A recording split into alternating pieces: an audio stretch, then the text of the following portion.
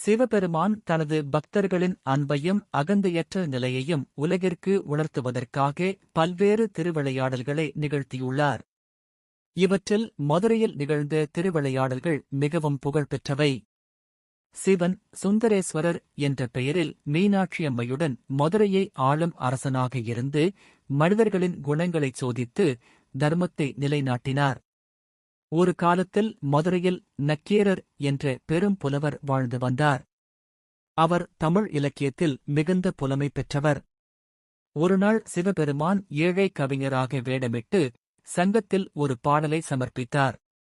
அந்தப் பாடலில் பெண்ணின் கூந்தல் இயற்கையாக மணக்கும் என்று குறிப்பிடப்பட்டிருந்தது.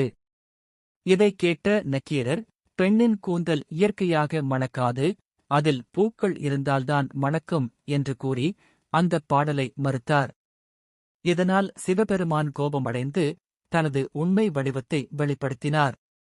மூன்றாவது கண்டி பொறிகளை வீச சங்கத்தினர் அனைவரும் அச்சமடைந்தனர். ஆனால் நக்கீரர் தைரியமாக நின்று, நீங்களே சிவபெருமானாக இருந்தாலும் இலக்கணத்திற்கு எதிரான கருத்தை நான் ஏற்க மாட்டேன் என்று உண்மையை உரைத்தார். நக்கீரரின் நேர்மையும் துணிச்சலும் சிவபெருமானை மகிழ்வித்தது. சிவபெருமான் தனது கோபத்தை அடக்கி நக்கீரரை பாராட்டினார். அவர் கூறிய கருத்து அகந்தையிலிருந்து அல்ல, அறிவிலிருந்து வந்தது என்பதை உணர்ந்தார். பின்னர் நக்கீரருக்கு துன்பம் நீங்க அருள் புரிந்து அவரை உயர்வாக்கினார். இந்த திருவிளையாடல் மூலம் சிவபெருமான் உண்மையைச் சொல்வதற்கு தைரியம் வேண்டும் என்றும் அறிவும் பணிவும் ஒன்றாக இருக்க வேண்டும் என்றும் உலகிற்கு உணர்த்தினார்.